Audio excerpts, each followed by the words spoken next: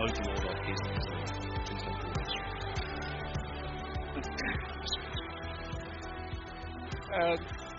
Hello there, folks. Welcome to another Flock and Hammer Community Radio.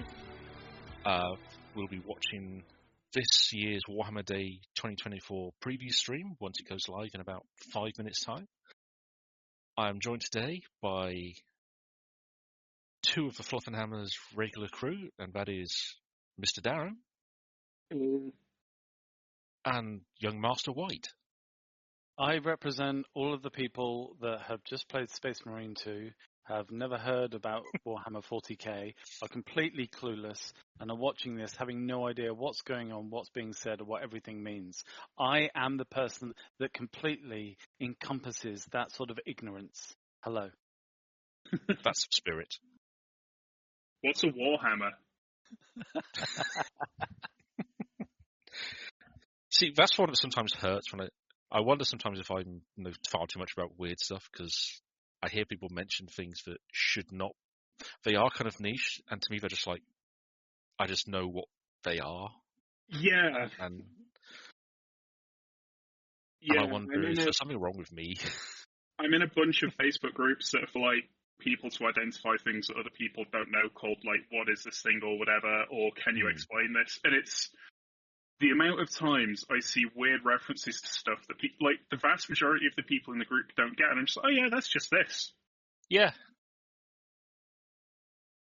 And you start to wonder if it's like, are you just so terminally online and isolated from the world that all these weird little niche things attract you, whereas every other more normal person's just like, no, I'm not touching that with 10-foot barge pole.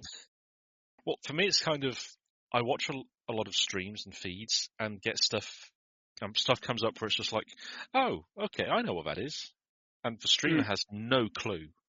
It's either a particular way of describing things or, I mean, yesterday I was getting quite worked up because there was one streamer who was complaining because in a video game featuring Scottish oil riggers, they kept they called things torches, and he didn't understand why we didn't call them flashlights. Was he American by any chance? He's Canadian, and he's like, but a torch is a burning thing on the end of a stick. And I was fighting the urge to just shout at the screen, and it gives light. What does? Yeah. Yeah, no, I get that. Yeah, I get that. but that's me in my angry old man phase, because I have the beard for it now. Same. Well, what beard do you have, sir? In fairness, I now have the beard of Fhcr from the Rings of Power, which is very distressing. God damn. Because I have the hair, I have long hair as well, so I woke up one morning and looked in the mirror and just like, Jesus. Yeah, I'm still in the shaggy mountain man phase of my appearance, and I'm happy with that. I should probably do some trimming to my beard, because it is all a little bit out there. But it's novel having it this long, to be fair. Can I say, we are really subverting expectations. You jump onto a 40k stream and people are talking about health and beauty. I think this is brilliant. I think this is what we need to see. Next week, we'll be talking about the Dark Angels, but also skin moisturizer. Let's be honest. If you can't talk about long hair in a 40k stream, what can you talk about? Yeah.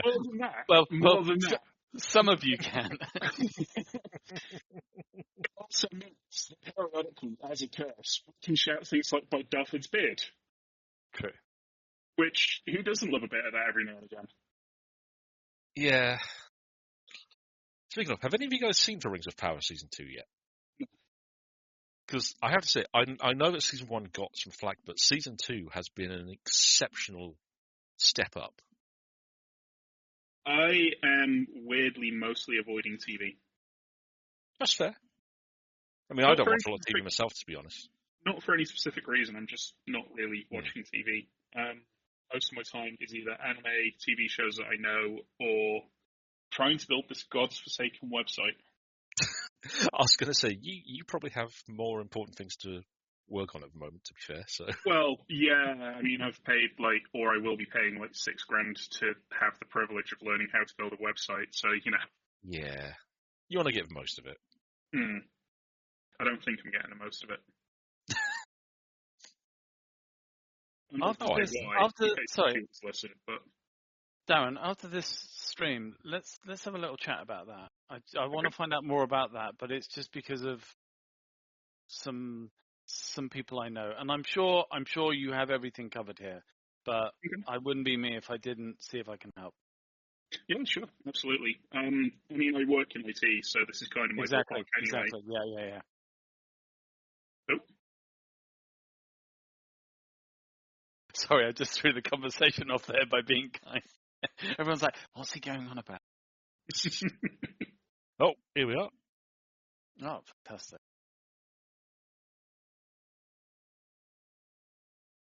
Oh, hey, it's our preferred second as well. Hmm. Lovely. It won't be live though, will it? No, it's not live, but I think it's a step in the right direction. Yes. Feels a bit less corporate. Oh, wait, no, they're actually talking about people who are in the chat, so it might actually be live. Hmm. What are the odds? My God, is this a return to form?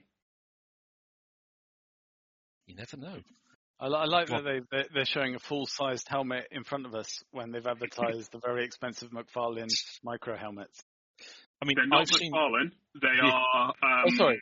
Joy Toys? Weta. Weta Weta. Oh, Workshop. sorry. Yeah. And they are fully handmade. Oh.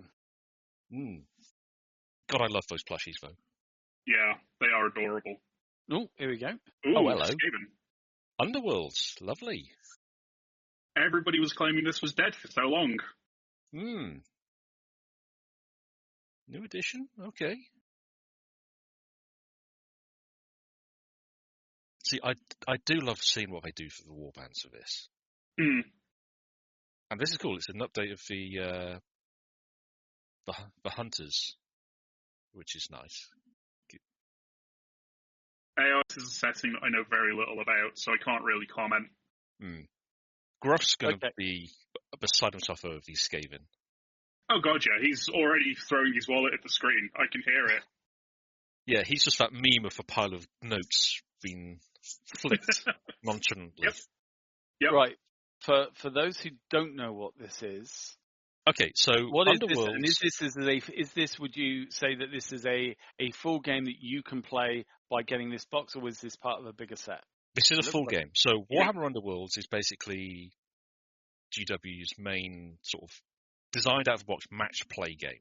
So it's bespoke warbands that are push fit. So they're only they're all characters, and they're all kind of like tend to be different aspects of their particular faction, and it's a chance for them to get a bit weird in how they explore things. Cool. Over the years, they had different settings. So it started out in Shadespire, which is a cursed city that no one could escape from. Moved to the mountains of the realm of beasts, where inside one particular mountain, where a big beastie was, they're trying to get to the heart of the mountain. Then there was a living ocean that everyone was fighting underneath. And basically, it's every box you get for a faction comes with a deck of cards for that faction, and you can mix it with some of the cards from the core box, and they do like alternate tactics cards, so you can swap out decks and try different approaches. But it's all on a grid, on a hex-based grid map. Cool. So it is the nice thing is that the box sets they do for about £55 a pop for the big boxes for 2-player sets, but they do give you everything out of that box. And then if you want another warband, you can get one. And they have been quite good over the years of supporting. They run in seasons, and they tend to give a warband about 2 years or so before they retire it. But they have brought warbands back. So early this year, they actually resurrected 4 of the original warbands from the first edition of Underworlds. They brought it into the new edition with updated cards. So they tweaked things, just made them work better in the current meta, so to speak. But the models are, they're showing a lot of the older models as well, and they're just so characterful. I love that Witch Hunter warband. That's a great one. Yeah, it's a gorgeous kit. It's also, it's quite a good game for like barroom type play. because it's Yes. quite small, it's quite self-contained. It's the Cool. kind of thing you can take down the pub with your mates. Yeah. I mean, there's a couple of the case making companies. I've seen quite a few nice bespoke ones where they do like a mini case just for one particular warband, and they make it so that the foam specifically fits that warband exactly. Nice. So you can, if you want, you can get a case just for that warband. You can have a case for each warband you have, in theory, and each one will fit perfectly with the cards and everything. So, but it's always nice to see. They do a new box every year or so. But I think this is the first time they actually called it a new edition. Normally, it's just been a refinement of the rules. Yeah. So, this is actually something a little bit special. I noticed as well they're intercutting the shots of the painted models with the unpainted, and it looks like as well if somebody has never painted before, they'd be able to put this together, play the game, and there wouldn't be any confusion over which player was which. And absolutely, everything is coloured plastics. Really, really, really simple, great entry stuff. It's a shame that 55 is reasonable, but should they make it cheaper to be that entry point? Well, if that gets you 2 warbands, all the cards, all the dice, and the game board, as well as the rules. The warbands on their own are normally 20, 25. Oh, okay. So, and in fairness, every time I've ever gotten one of those warbands, I pick the box up, and it actually does. Even the smaller ones, they do feel heavy, which is kind of novel, to be honest, because normally plastic, you don't get much weight, and these are quite small. I picked up one of the core boxes a few years ago while in York on holiday. It was a weight. It felt like it was worth the thing that the amount of money that I paid for it in terms of just how it felt in hand. Yeah, that is reassuring. And in fact, they did do a more entry-level product earlier this year, or late last year, where they released... no, that's for Warcry, ignore me. They took 2 of the Underworld's warbands and did a starter Warcry set, which was a nice touch, I thought. Yeah. And obviously everything in this is fully usable in every other AOS system as well, which is quite nice. Yeah. They did give each of the units their own character rules, so they were character units in Age of Sigmar. For this edition, they've changed that. So they moved everything that was existing into Legends, but they made them generic units instead. And I think that they've said that that's how they're going to do it going forward. So as they introduce new Underworld's warbands, rather than it being a character unit, it'll be like a generic option for your army. Right. So in theory, you could run 2 of these Skaven warbands. And do some head swaps, run 2 of the Stormcast units. So, which is actually kind of cool. It's nice to have options available. Yeah, absolutely. And it stops the whole exclusivity of them as well. So, I get why they were pushing them into the Legends rule sets, because obviously they weren't selling them long term. And that's kind of what Legends was there for at the time, right? But turning them into just generic units makes so much more sense for it. Well, it makes it easier to balance them, because before they had all sorts of rules where you had to you'd might have the leader as a separate character and then the unit. And with how AOS works now with army building, that wouldn't really have worked as well. So I kind of understand where they're coming from there. Yeah. But it's a fun game because it lets them explore the setting in odd ways as well. Because they normally find a weird place out of the corner, and it looks like they're going to the Skaven mines this time, which is fun. It's something that I do actually quite like these smaller game systems for, though. It does give them a chance to explore the setting, make it more grounded, make it more realistic. Whereas with the tabletop war game, the entire vehicle for it is it's a battle. There's not really much room for exploration for how the world works and stuff. But little tiny games like this, even though they are...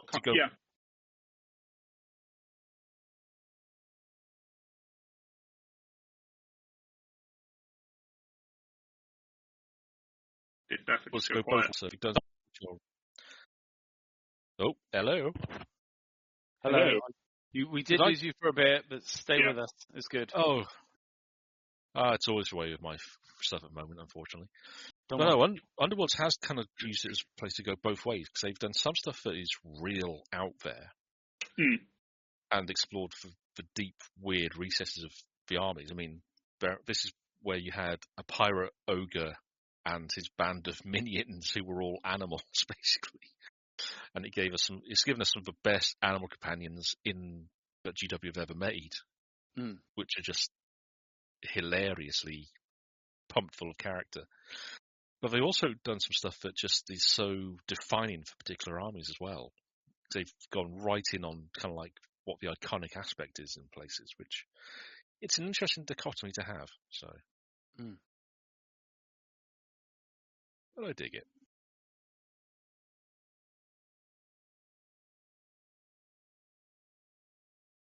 It is such an interesting game though, because this really is the only system they've done like this.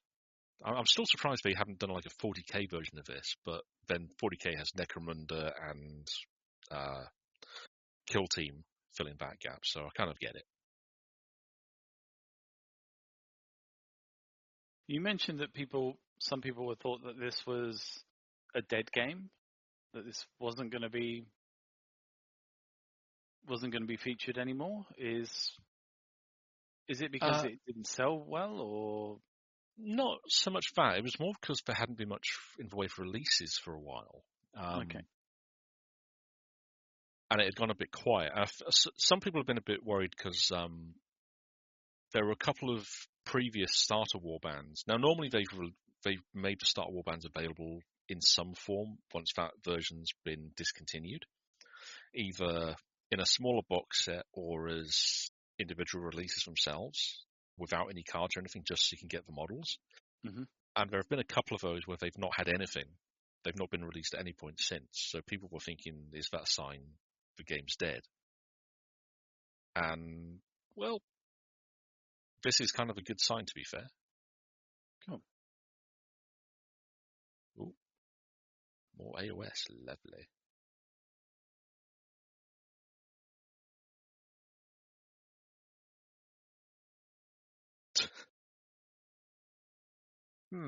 Not sure if I needed a video just for this chat, but okay. Oh, Dark Oath Raiders. Ah.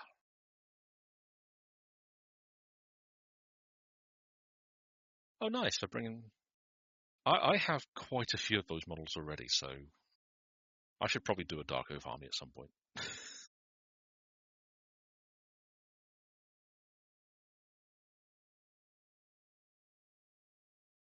Oh, lovely. That's nice. I imagine though some people who bought the previous Slaves of Darkness army book from the last edition are going to be a tad spicy about that. It did only come out at the start of the year. I like that the guy has a bone at his side, literally just that bone hanging down. It's like a Swiss Army knife, but just blunter. He just has it there in case of emergencies.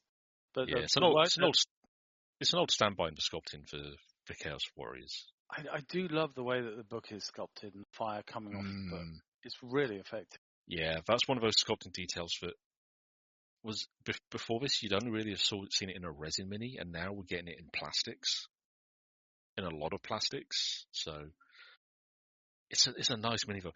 I definitely want to get at least one of this because I've got one in my shopping basket at the moment on Warcom. I don't know if I want to though, because I could really do some conversions with this thing, but I'm like, do I really need it?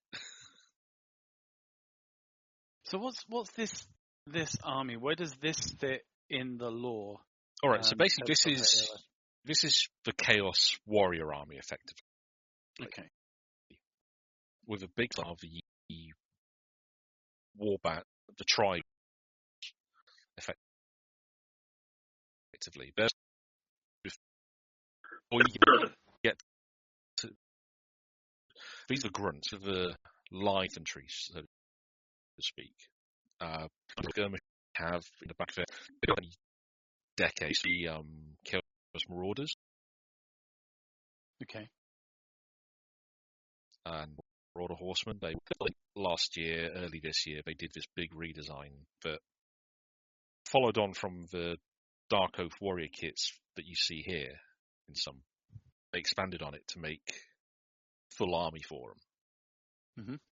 Because when the Warcry game came out, you had all these different Chaos warbands, and the idea was they were trying to determine dominance. Yep. And GW basically what this said. They basically said, yeah, the Dark Oath have won it, so that's your grunts for the Chaos Army going forward. But it's a nice redesign. I mean, you got that wonderful cone back there, who's just a great sculpt. The War Queen I in was the going to front say with her shield. that's bordering on copyright infringement, isn't it? It's very Conan-esque. Oh yeah, he's. You look at that, it's like, hang on a second. Ooh, Nice. new sorcerer. See, Chaos Sorcerers they've always been a pain in the ass for most of people fighting them, because they are normally Chaos Warrior stat lines, which is like the best fighters in the game, with the best armor in the game, which spellcasters normally can't use. And Plus, magic. they're normally they're obscenely good spellcasters, with Chaos Magic being some of the nastier systems to use in the game. Ooh, that's a nice. Can I just say is that the fact that sorcerer looks as though he's going out to dinner, he's actually quite well dressed. Actually, no, but seriously, actually makes him look a little bit more sinister. It's like he's a different class of sorcerer, which is nice. So they're not all barbarians. You've got savage sorcerers, and then you've got someone who's a little bit more coiffured. Yeah, I mean that's one of the nice things about Chaos. They can come from literally every walk of life. Yep. Yeah, it's something that I think a lot of people kind of forget, and I think the last few years of subfaction. Yeah, I think the last few years worth of Chaos Minis have kind of proven that there is the potential for literally anybody to swing over that way.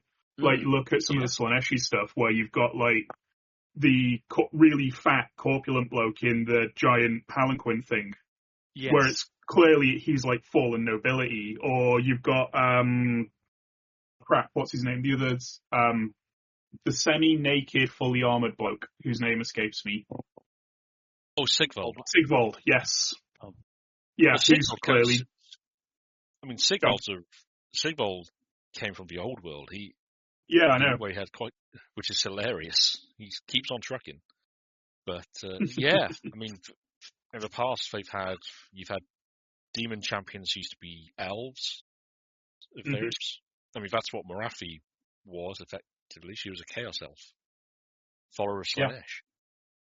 Yeah. The dwarves tend to go the wrong way, but you have had full-on proper chaos dwarves.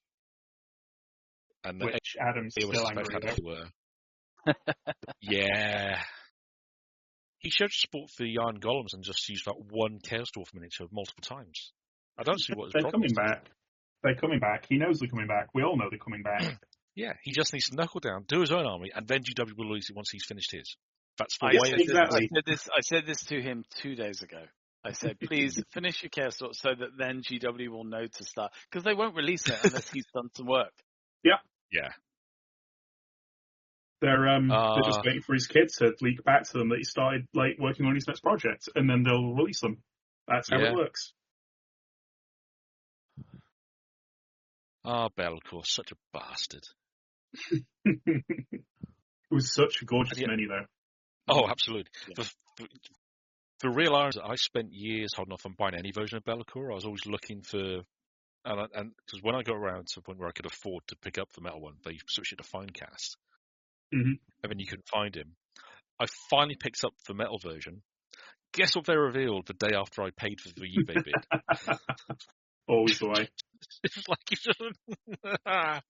yeah, so that's in a box somewhere, the old metal one. Which again was a lovely miniature though for his time. Absolutely. But to be fair, GW with these big demon kits are kind of on fire at the moment. Yeah, the demon prints that they're showing the rules for at the moment looks stunning. I mean, that Prince redesign, and the fact that the 40k version, I think, is just an upgrade sprue to that kit. It's not. It's no different in that regard.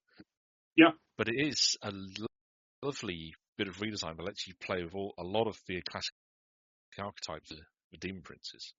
Yeah, absolutely. Ooh. Sisters. A sisters box. Yep. And the Tower's House. Ooh. Oh, it's for Christmas boxes. Hello. Yeah. Dark Angels. Oh, hello. Knights. Uh-oh. Necrons. Oh, no. Oh God. Wow.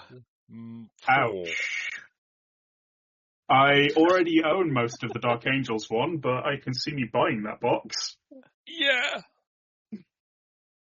I think these are generally such good value for money. It's just a pain that Yeah. they're always such a hit to get hold of. Yep. They normally, I mean, not always, but they tend to sell out quite quickly. Yes. And of course, They are. they're only ever going to make a limited run of them because of it's Which is effectively fair. a loss leader for them. It's interesting. Some of the talk before this stream, I'm sure you guys have seen it in other places as well, was that people weren't sure if they were going to mention the boxes because they normally do a separate stream closer to Christmas for them. But considering that they've got a lot of boxes, especially on the 40k side, and I don't think they're making too much of it. They're just saying, look, this is what it is. Get yourself prepared. It does look good. Yeah. And Darren, as well, as you said as well, you've got some of this, but it doesn't mean that you're not still going to buy some of it anyway. Well, so the Dark Angels one, just from the split-second view that I saw of it was mostly Terminators, Azrael, and possibly another character. I own all of those. I will still want to buy that. Yeah. Oh, that's actually not bad for Terra. That's a lot of mecha in there. Yeah, that's a hell of a box, actually.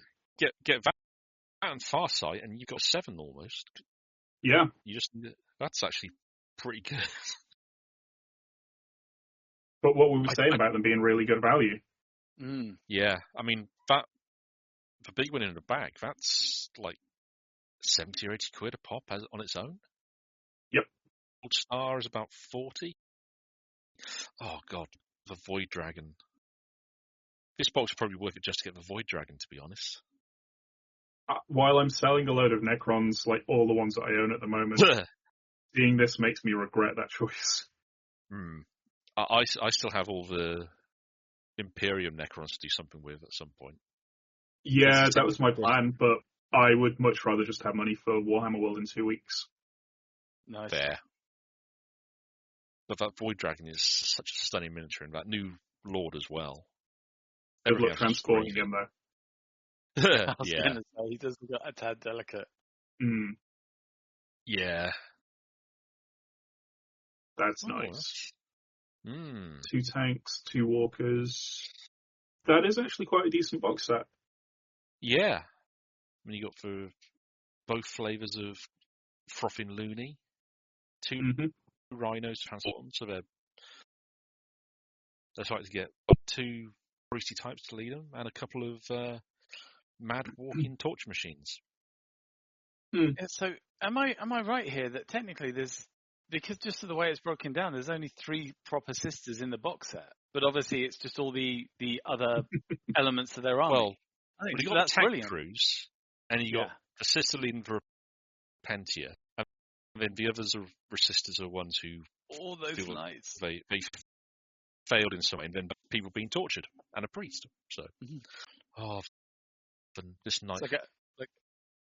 This is going to be nuts. Ooh. I already own the Lion, but even I'm like.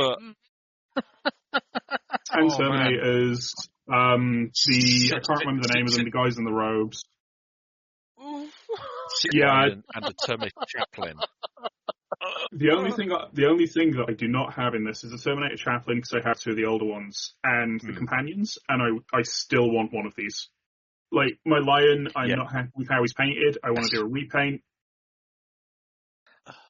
God damn.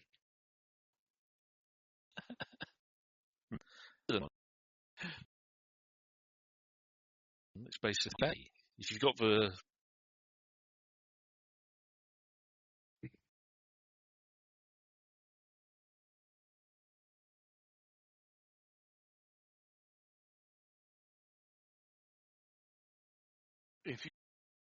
I lost you for a bit then.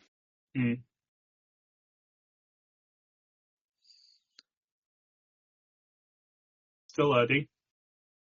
Hello. I think someone or all of us keep fading in and out on this. This is going to be hilarious to listen back to. It's fine. It's Gruff from, not ours. Hello. Can you hear me? Hello. Yes. Oh, that works. It's a little expletive unplugging. The war pig. I love that war pig so much. And again, there's nothing in there that repeats with what I already have from the Stormbringer collection, other than the Iron Jaws, the warriors, and who doesn't want more warriors? Mm. I just love the idea that they have a giant pig that two warriors stand on the platform either side of to slap people as they ride past. It's such an orky invention. When they announced that war pig, me and Adam just looked at each other and went, "Oh shit, this is like a new jousting game, isn't it?" I feel like they really missed a trick by not doing like Speed Freaks type game in AOS. Mm. And here's Andy's Kryptonite. They're such a gorgeous army, though. In the worst way possible. Oh yeah, it's just such a grotesque approach to things, and it looks wonderful. Yeah.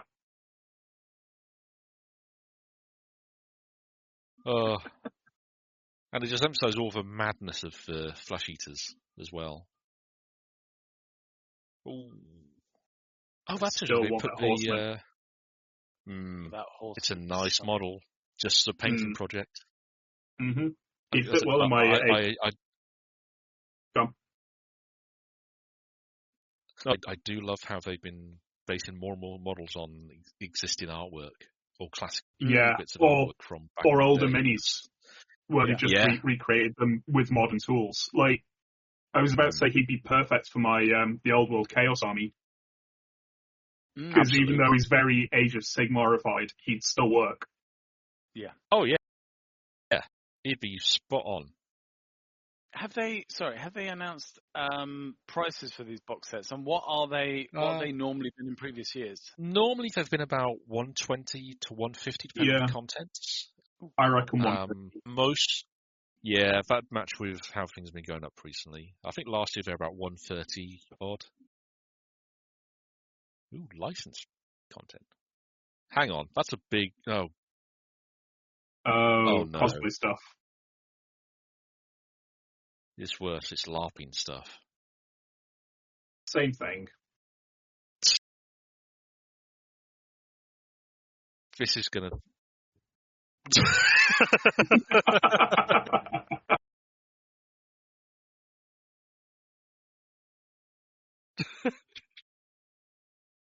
I do have to admire their team sometimes just for being willing to take the internet community and say, come on, lads, we know what we're on about. Give us a break. Mm-hmm. Oh. I mean, he gets 3 bonus points for the beard. Yeah. Oh, yeah. I had a look on these guys' website when they first announced their... And I was looking at it going, I want so much stuff from here. Luckily, the Musketeer hats are out of stock. So that's me saved. As somebody that's done prop making, they do a phenomenal job of it. Yeah. I love seeing a company like this because they're always full of nerds. Mm-hmm. Not into doing that in various hobbies. Yeah. Oh man, that's nice. Yeah. That is beautifully done. Lordy.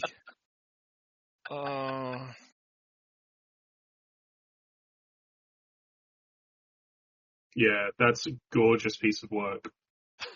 That's something to have on the office desk to really show intent. Yep. See, the only way I could have done that a little better. John. I was going to say, the only way that reveal could have been done better is if they'd gotten Henry Cavill to dig out his Witcher wig, dye it black, and get into a loincloth and play Sigmar. Yeah. I was going to say, if I ever get a job where I have my own personal private office. But yeah, if I ever get a job with my own private office, that's going on my desk, and it's going to be the first thing that people see when they walk in you're not going to mess around with me, are you? I tell you what, if you do that, you've got to promise me one thing: you will never ever talk about it. So if people go, oh my god, what's that? You'll go, what are you talking about? And then move on to business, and and they'll never know why it's there. I do this on video calls all the time. Like, I'm quite happy to make myself look stupid on video and then just completely ignore when people ask me about it. Brilliant. Well, it's like Arnie used to have, when he was governor, he used to have one of his swords from Conan on the back behind him in the office. It's like, oh, okay, yeah. Very, very small ones. Ooh, Li. Ooh.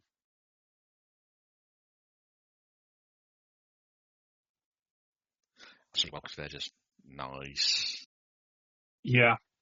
I've wanted one of those Fanatars for years, and now it's in plastic. And it's like, oh, it's like a third of the price. Yeah. Yeah. I'm surprised though. You can still find that the 40K, well, the Heresy Mechanicum box, in quite a few places. It's surprising how much some of those big release boxes have stuck around for as long as they have. I'm pretty sure the Solar Auxilia one's still going. You can still find it. I mean, I have noticed the Mechanicum one, my preferred retailer, I've noticed it come back into stock a few times. And the same thing with the Auxilia box. My guess is it's just drags of stock that they keep finding in the warehouse. There's a bit of that, but I'm also thinking it might be GW. They've not made all the product available. They've kept some back. As time goes on, they release a bit more, and they've given themselves that buffer room, which they've never really done before. Yeah, possibly. So, equally, I know some of the retailers as well. They're a lot smarter now than to just put everything up. Yes. On the first day, some they stagger throughout the first day. Others they do kind of stagger their release over the course of the pre-order period or even longer, just to not not disappoint anyone, and two, to make sure they have enough coming in. So yeah.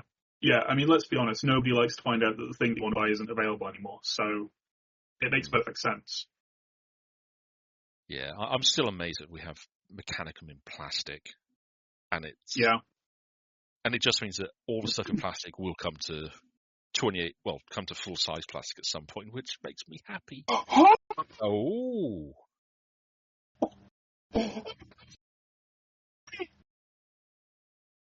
Darren, did that get you excited? Literally, yes. The stream cannot actually cope with your excitement. You're literally crashing the stream through energy. It's brilliant. Finally! Oh, again, this is one we've been waiting so long for Dark Mechanicum. To actually get proper models, especially. They had resins in Heresy, but they were more characters.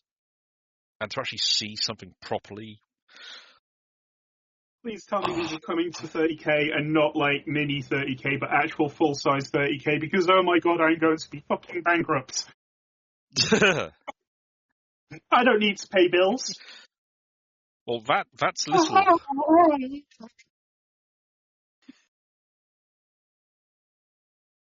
There's something vaguely I'm at a point now where snurnishy about this whole audio now. I'm going to be honest with you. Yeah, I'm kind of thinking I'm not that excited. I am just very, very pleased because this is a faction that I've wanted to run for absolutely years.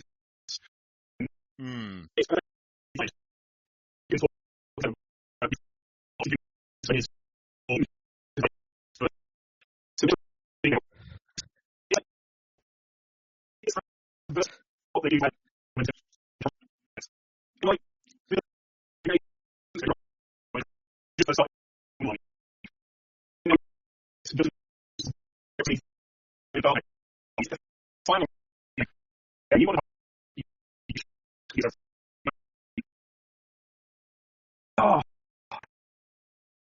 Can I just say, I don't know what the people are going to hear or Adam's going to hear when they edit this, but all of that was just random electronic noise. And I mean, and yet kind somehow, of perfect for the Dark Mechanical, yeah, to be honest. I somehow understood the excitement just as well. I think it's brilliant as well. Sorry, Darren, how long have especially long-term fans been waiting in terms of years for Dark Mechanica stuff like this? Probably at least 10 to 15 years. Like, they were first really talked about in any significance during the Heresy novels, so probably about 15 years ago. Wow. And we've never seen anything for them since. But they've always been a presence, but they've never had a presence, if that makes sense. I mean, Forge World did make some of the characters in resin, but that was all they did. They did like 2 characters for the Dark Mechanicum, and that was it. They never had anything specific. Yeah. What the? Christmas stuff. Oh my God! God! It's right. Finally! Oh my Lord! I remember when they showed this on the rumor engine about 3 years ago. I can't. Oh Lordy!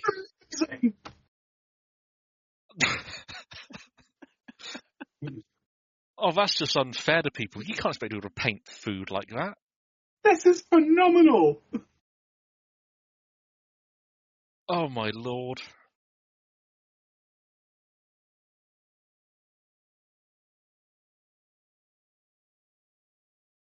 That can't be all the Rattling's going to be in the Guard now. Just a single base of 2. That's amazing, though. It's amazing, but thank God for that. Phew. Deep breath. I need this. Yeah. I mean, that is Rattlings to a T. That is. It's perfect. That tells you everything right there about the Rattlings. This is absolutely perfect. Yeah. Oh. In the grim darkness of the far future, there is only Bernard Mannings.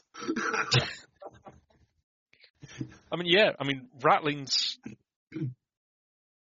Halflings are the traditional hobbits, just ported over to Warhammer.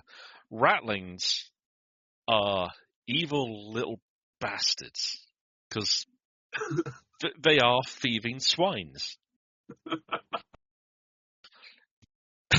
They're great, and it's so funny that this is the second pair of minis they've done for plastic. Is it? Oh, yeah, they did the 2 for Blackstone, yeah. Yeah. Oh. More orcs. Oh, kill team. More kill team.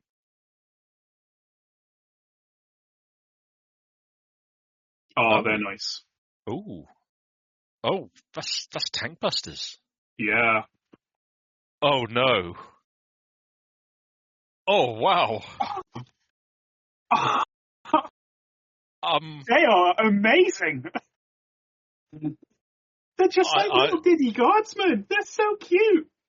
I need these so badly. They are so cute. It's like they took a Guardsman and they shrunk him. That's perfection. I love it. And they got a battle pug as well. Adam, I'm sorry. This has just been 2 reveals of me and Darren just squeeing all over the place because, frankly... Well, that's fine, because I know the truth behind this. I know that GW said, right, we need to make more money, so we need to save on plastic, so we've designed all these guardsmen. What can we do to make more profit? And someone at GW said, simple, chop their legs in half and call them Rattlings. And people will love them because they're small and cute. And they are, so well done. I mean, clearly they've decided that... I mean, I've just finished building a lot of Guard infantry. Yeah. So I was running out of infantry I could reasonably build. Look, he's got a sandwich. He's got a toasted sandwich next to the gun. Yeah. It's amazing. The dude with a cup of tea. The thing is, I'm not sure which I love more. The Rattlings. The Tank Busters, I think you're about to say. I think so. But oh my God, they're so cute. It's like somebody took every Guard regiment and just made them small. Yeah. Well, they took the idea. They made the idea of it. Let's pick every action movie, war movie, men on a mission stereotype and make them a third the size. Yes.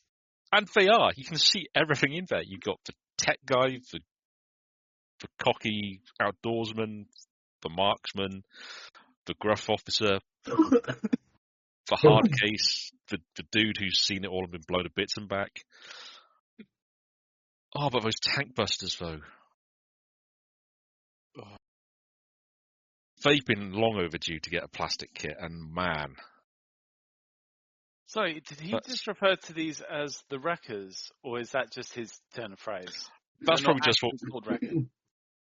No, in Universe, these are tank busters. They might be changing the name, but the tank busters have been a part of the Orc Army for 20-odd years at this point. Yeah. The idea is that they're the dedicated tank killers of the Orc Army. So, yeah, you got a guy there with a rocket-strapped hammer. Yeah, I'm just What's so the can is what, red smoke? Because so that's actually part of the equipment sprue for the new version of Kill Team. Because the weird thing is, with all the food that they keep putting up in this, I almost for a second thought it was an explosion of tomato ketchup. That's a good idea. I like that. Oh, that's beautiful. That just. I love how they put a little blast shield behind the pistols. That behind the missiles. That the rockets. That's a really nice, simple touch. But so smart orc as well. Oh, the bomb squigs. Oh, they're lovely. Can you ever go wrong with a bomb squig?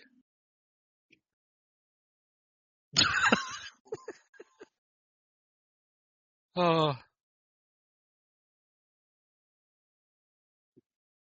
By the way, just to say this, because I don't think we've commented on it yet. This show, it's quick, it's to the point, it's reveal and chat, reveal and chat, reveal and chat. There's been no fluff. There's been no attempt at socializing. There's been no faking it. It probably is pre-recorded because they've not made reference to anything live. That's true. Comments. But good job from them on this. This is a lot better than the previous ones, and they're packing it full of stuff. Yeah. Anyway, so I'll let you get back to the excitement. No. It's a very valid thing to raise, and it's a very good point. Like, I get the feeling this is going to be ram-packed and go for like the full hour potentially. And I get why they probably did think of moving to the other option, and they may go back to it. It may just be this is their big Warhammer Day. Let's give everyone what they want event, and they'll do those other ones for other events. But this feels like a nice, productive. Sorry. I love them. I love them. I didn't think I'd be in a place where I could reasonably go out and buy 2 separate plastic rattling units. Yeah. And have a third option that's in resin, and all be multi-parts. The dog is brilliant. Yeah. If the dog doesn't trend, I don't know if there's anything right with the world. I think I'll need these and a box of the sneak feet, and Darren, I might need to warm your printer because I think I've got Vic Minis snipers somewhere as well. Because by the way, this model might be my spirit animal. Yeah. You now. Yeah. Gruff holding a cup. Needs his coffee. And feet just loud and proud. Yeah. Yeah. Oh, I love the little gaiters they got on as well. That's a nice touch. The medals.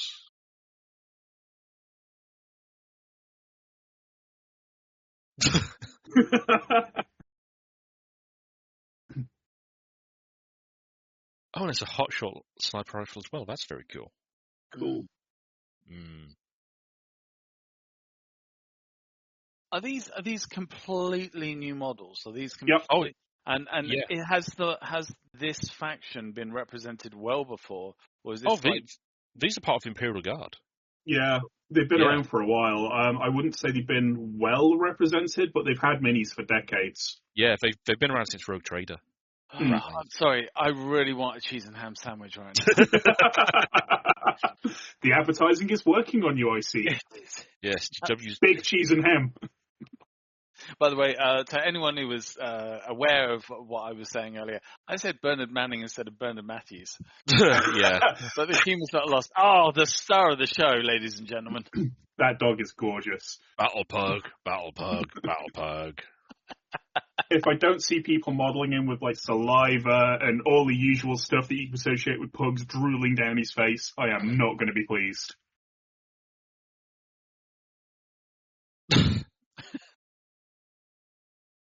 Oh, I just... If anyone models a bomb on the back of that dog, I am going to come round to your house and physically kill you. Yeah. We'll just set John Wick on them. It'll be fine.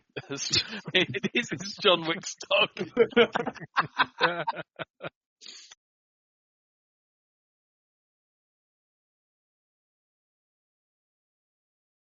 Oh, more terrain as well. Lovely. Oh, that's very nice. A strong Isn't point. that the strong point? Yeah, that's a bit of fortification. Mm. That's very nice. Oh, nice. So they're doing like offense-defense type missions now, which Yeah, it's that's a change. That's actually quite cool. Hmm. See, I've actually got to wait till next week for my copy to arrive of the new Kill Team, but I'm actually really wanting to look through the rules and see how it... Oh. Oh, God.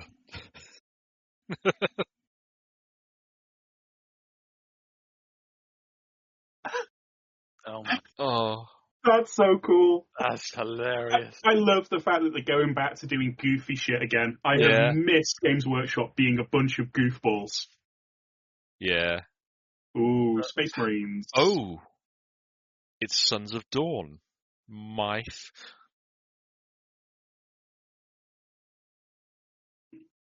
that's a... Oh, and Deathwatch. Oh. Deathwatch and... Ooh. Ooh. Ooh. What? Ooh. Ooh. Okay. With Bandai, though. Bandai do streams now?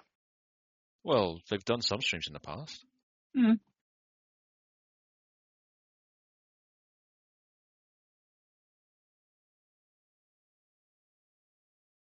That's not been a bad stream, in all fairness. That's been pretty packed. Yeah. Little surprised no Necromunda. But they didn't announce that Necromunda was being talked about, though, did they? That's true. Yeah, they didn't specify that as part of the reveal stream. But that was a nice set of reveals. I think that was that was meaty.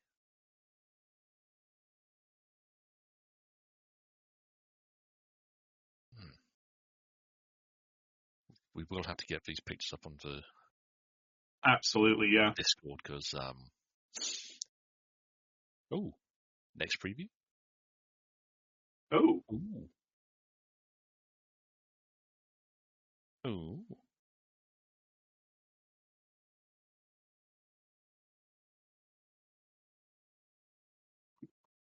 Cool. That's not bad. 50 minutes of content. That was pretty tasty. Yeah. Yeah. That. Oh, hello. Oh. Well, that'll surprise no one, but George might have to have a moment when he sees that. How long has this edition been out? Came out last year. So early last year. Would be moving to end of the edition mid to late next year? More toward. I mean, it tends to be about 3-year cycles, so we're talking more 2026. Yeah. That's earlier than I thought then. I mean, it kind of makes a little sense because I suspect the way that Angron and the Lion came out was not intended to be that close together, not originally. Yeah.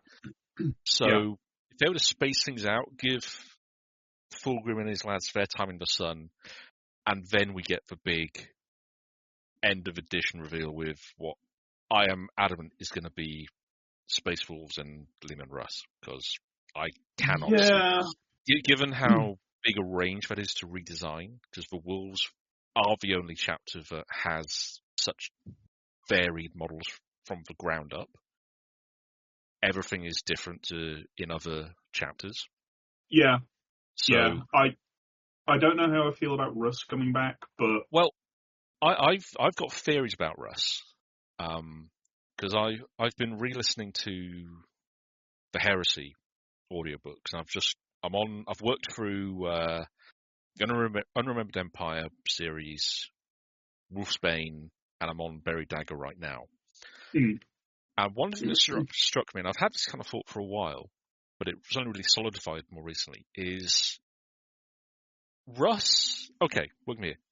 Gilliman and the Lion have both returned and found disappointment. Yep. In what's happened, not just to the Imperium, but to their chapters. Yep. In the meantime. So Gilliman has thrown himself into basically saving the Imperium from the macro scale. Yeah. Lion has thrown himself into his role as the Knight Errant, doing it from a much smaller personal level. So he's not actually seized command of the Unforgiven, although he's acting more as an advisor, directing things, but not taking direct command. Yeah. To try and counteract what he's done in the past, how he's worked in the past. He's working differently. Russ, though, from the moment he realised he'd been duped at Prospero, has worked. He was working to change the route completely. Because think about it, the Space Wolves are considered to be one of the most beloved chapters in Imperium. Logan Grimnar, their chapter master, in the 41st millennium, has been specifically written to be the most beloved hero of the Imperium at its present moment. There might be others who are more respected, like Dante, others who are generally better leaders than him, like possibly Calgar. But Grimnar is the most beloved because of how the Space Wolves act. And we saw it at the end of the First War for Armageddon, where they basically told the Inquisition to go fornicate itself. But that only really started, during the Heresy and before, Russ was quite open about being the Emperor's executioner. He had no qualms about how the Imperium saw him or his sons. Yeah. He knew his purpose and he worked to it. After Prospero, where his orders had been corrupted by Horus, he was never supposed to kill Magnus or his sons. He was supposed to take him into custody. Yeah. To return him to Terra for trial. So, and this is where Russ brings Bjorn alongside. He elevates him to his company, to Bjorn and everyone else's confusion. And throughout the Heresy, a lot of Russ's older companions, people who've been with him from the start or with the Legion from before they met Russ, they die or they find their opinions kind of their roles. Some of them are lost in the warp, like the 13th Company. And then post-Heresy, post-Scouring, Russ gathers all his closest warriors, apart from Bjorn, and leaves. He leaves Bjorn behind. Because Bjorn is one of the youngest... Well, he's one of the best of the new breed of Space Wolves at that point, when Russ first meets him. And he sees things in a different light. And throughout the Heresy, Russ is kind of grappling with his role. Because he doesn't want to be a weapon anymore. He doesn't want to be that unthinking instrument. Yeah. And he doesn't want his sons to be like that.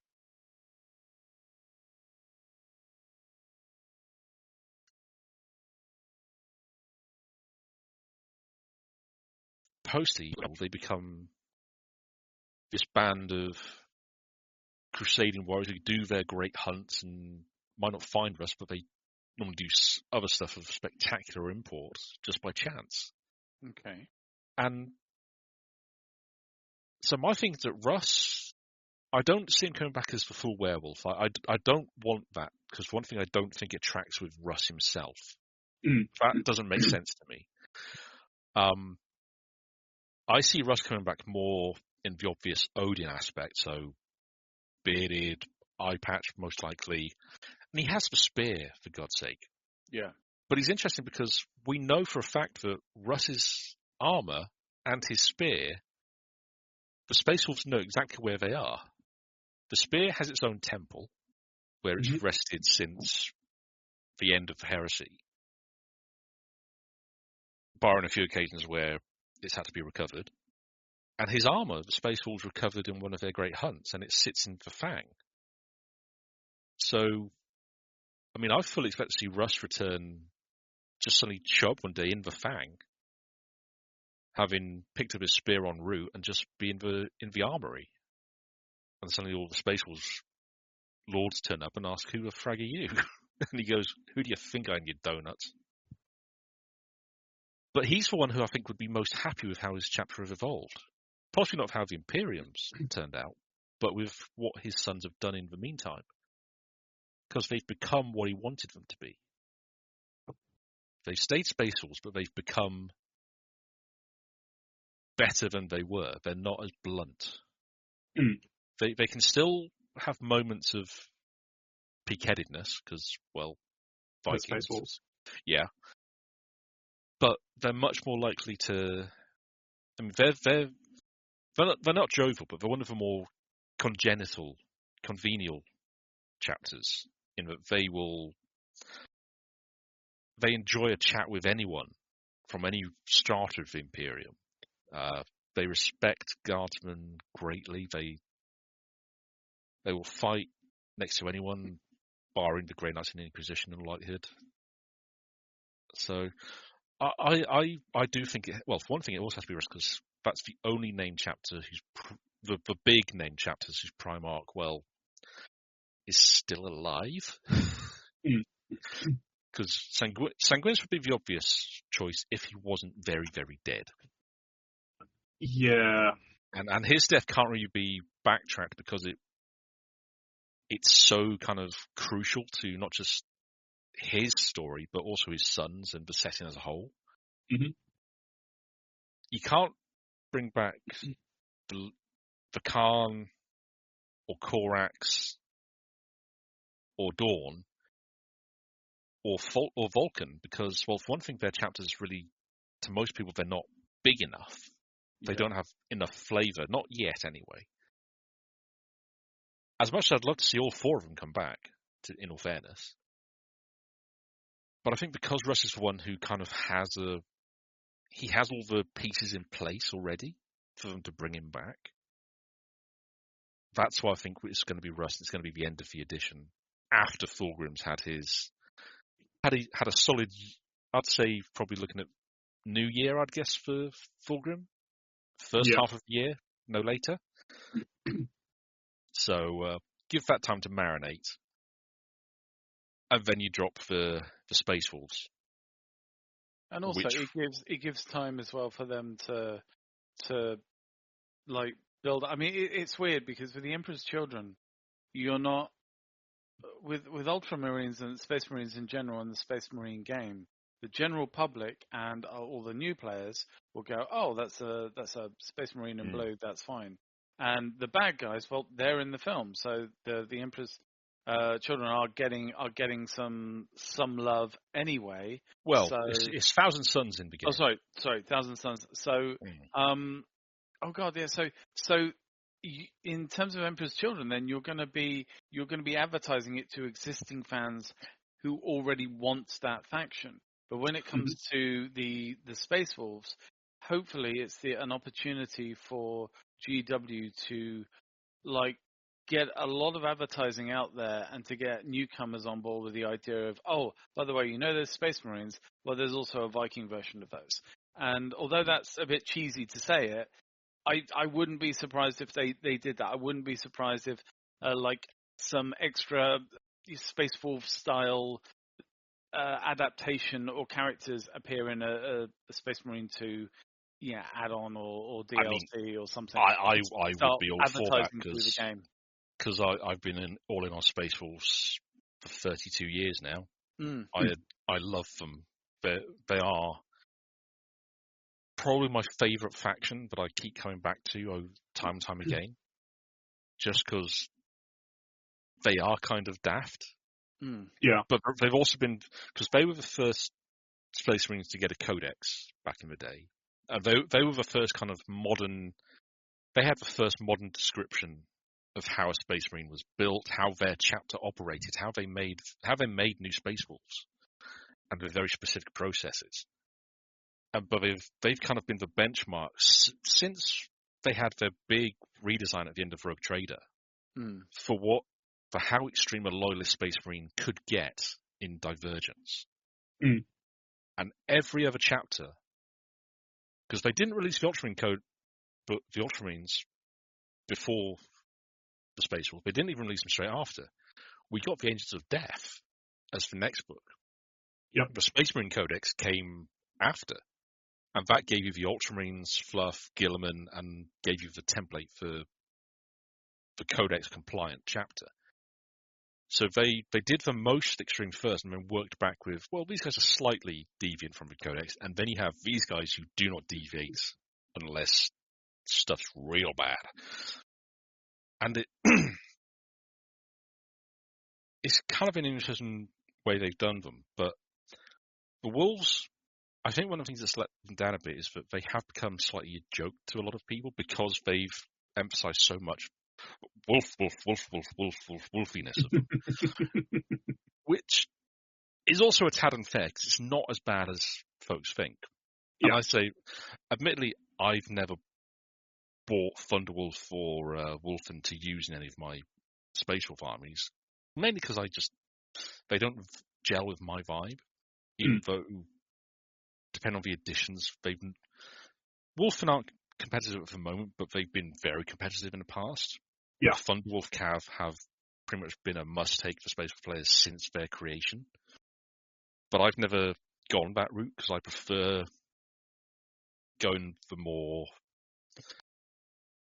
making them more actual Vikings as opposed to wolf fetishists. And it's not like they can't do it. I mean, Rogue Trader, you have a Space Wolf as your Marine companion, and he's a brilliant part of the game.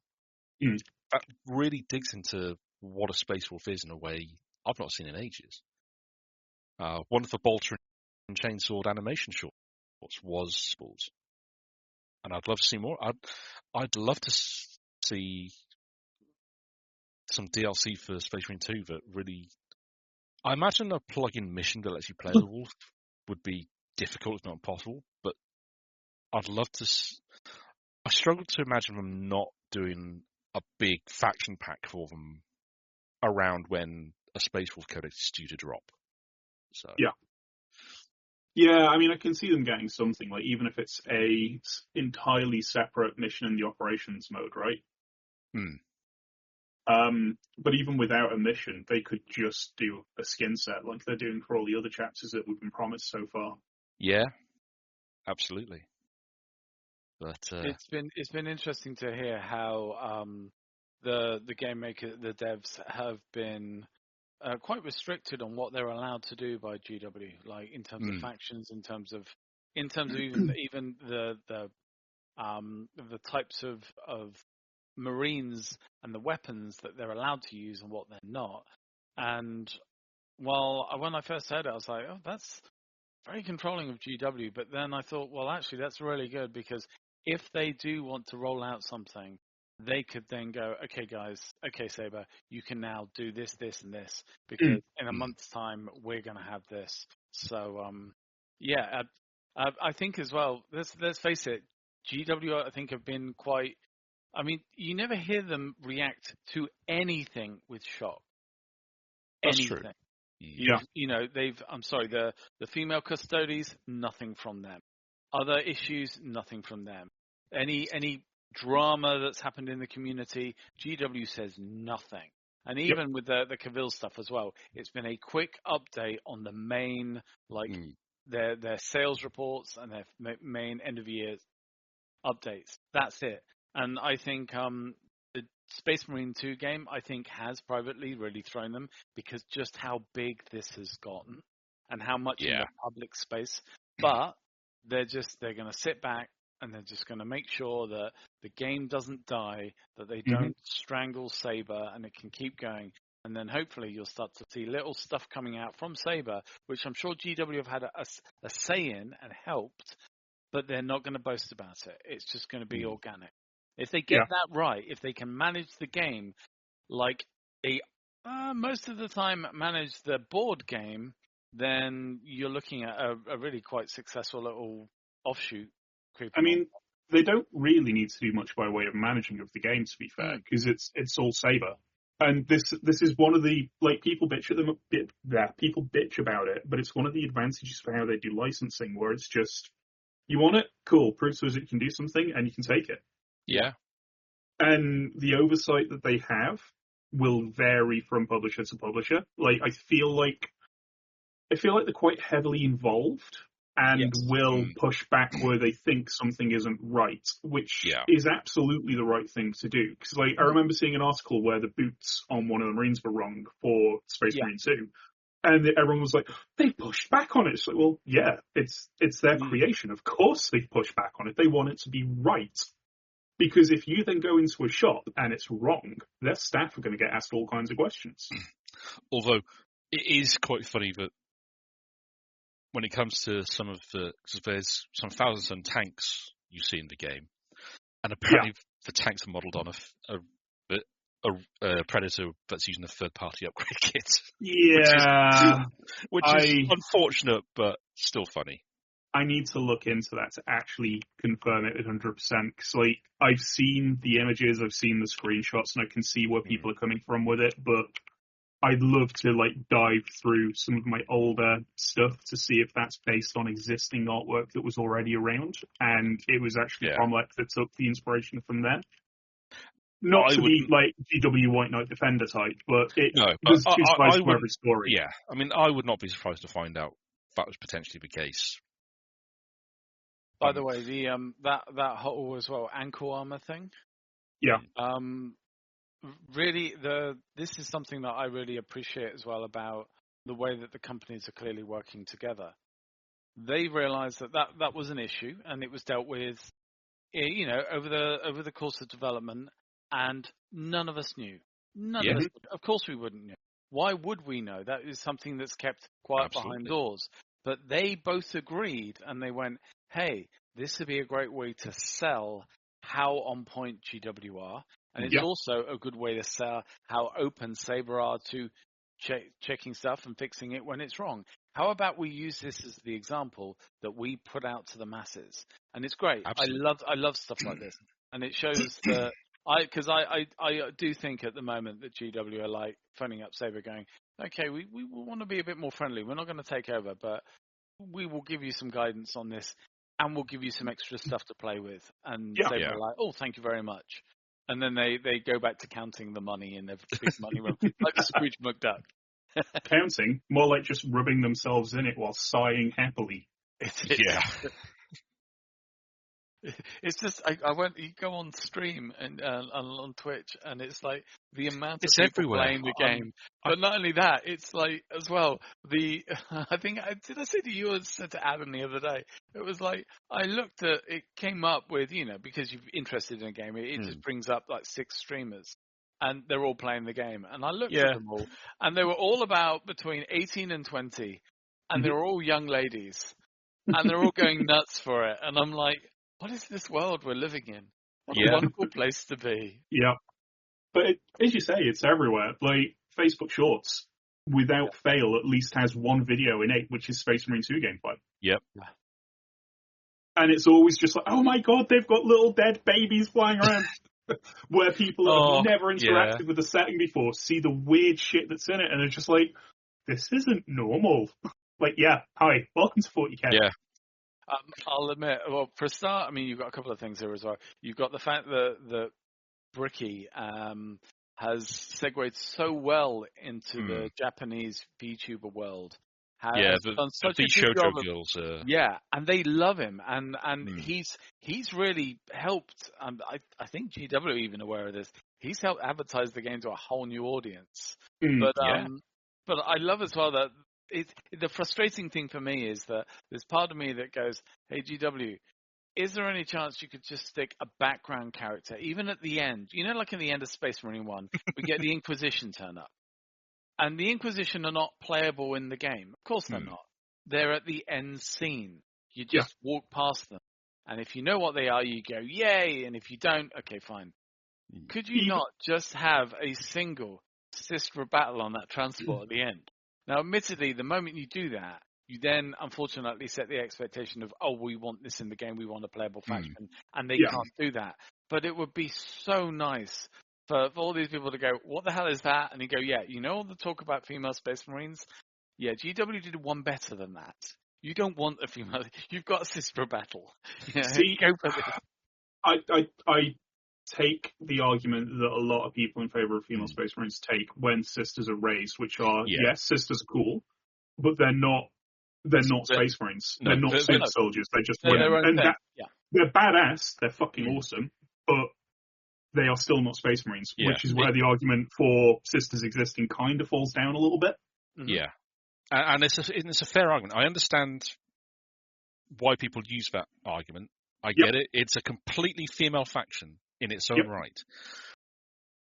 But GW themselves have said the only reason that to date Space Marines have been entirely male is because they made female Space Marines in the 80s and they didn't sell. Well, it wasn't just female Space Marines, was it? It was all female models. Like, I remember they had female guardsmen. I actually owned a couple of their original Imperial Guard range where there were some lovely female troopers. One with a big ass autocannon. But it was like all the fantasy sculpts and stuff where they were mixing in female wizards and God knows what else. People just weren't buying them, so the shopkeepers just went, "Can you not send us these anymore?" Yeah, but then today is such a different environment where you just have to look at the number of companies that are selling miniatures, female wizards, female fighters, that are all Warhammer coded in various ways because people would like them. I mean, there are people doing upgrade kits, some more cheeseball than others. Some are literally just playing it completely straight, making female Astarte scaled heads. Yeah. And they've worked out what a female Astartes would look like because here's the thing. Female Astartes ain't going to look any different with a helmet on than a regular Space Marine. Yeah. Because they're not going to, the way that it works, the process, it's why that female custodian looks no different with her helmet on to another custodian. Yep. She's just a giant hulking mass of muscle. It's such an extreme transhuman process. They're literally not human anymore. So they wouldn't have the same body types. Not to an extent that would be reflected in the armor. But careful. You've now said the word trans, which means that there's going to be a lot of angry, usually bald, thumb-headed men screaming at Adam over this. So yeah, they can kiss my ass. Okay, guys, I want to. This is really interesting to hear some of this stuff as well. But so if you were GW, you've got a history of kits being released. Would you? Is there a way that you would see GW going, here's an old kit that we're re-releasing, and it kind of almost to prove a point that, look, this has been done before. Is that a way that they could do this? Because you've seen the sort of knee-jerk reaction to one use of the word she in one paragraph, one book, and you've seen, obviously, and it's not, let's face it, a lot of it is the grifters, the YouTubers who don't even know the difference between. And they'll go. For instance, most of the things I saw, the clickbait YouTubers said that was a female Space Marine, even though it was the Custodians. Yep. And it was like, and not to be like, wow, actually, but it shows that they're just grasping for the story. Absolutely. Yeah. Is the release of an old set that is an old set that cannot be argued with that it's an old set? Is that a way to slightly counter this? I don't think so. I mean, I think, and this might be a bit of a weird take or a controversial take, but I think the way they handled the custodies was probably the best approach overall. The noise is still present, but it will die down. Basically, the very angry, shouty, wah, wah, wah, woke, wah, wah, wah, woman space marines, wah, wah, wah, women in my space types are a very tiny vocal minority. Yeah. They will rabble-rouse incessantly, and they will rabble-rouse as and when they get the chance to. If GW tomorrow announced a whole new Space Marine faction, or a whole new Space Marine chapter, rather, that were a mix of men and women, and just when they've always existed, yes, you would still get the people going, well, that's a shit way of doing it, because, you know what, maybe it is. Yeah. But at the same time, we are in a setting, or they, or rather, are in a setting where everything is true and nothing is permitted. Yeah. Like, literally, anything can be true at any given moment in time, and it could have always been true. Just because it's never been talked about doesn't mean it's never been true before. The female custodies things, the point I kept making when everybody was losing their collective shit over it was, how many custodies have you actually heard about in the books? 2, 3, with some of their other warriors in the background. How much do you know about those other warriors? They're all helmeted. Yes. You know nothing. I mean, personally, I could see 2 ways of, well, maybe 3 ways of doing it. First one, lore-wise, like you say, Dan, they could either just say, like with custodians, they've always been there, or if they feel like they need to give an explanation, they just say, well, Core did some tinkering. He found a way to make it so we could use the other half of the human race, you idiots. Yeah. To make our peerless super soldiers. I've not read that far into the Heresy, but I am under the impression that there are certain parts of the late Heresy novels where they even point this out. Well, in one of the more recent 40k novels, they've had a Space Wolf, had it pointed out to him, well, why are there no female Space Marines? Why are you all men? Yeah. Why do you not take the girls? Why do you just take our boys? And he has no answer for that. Yep.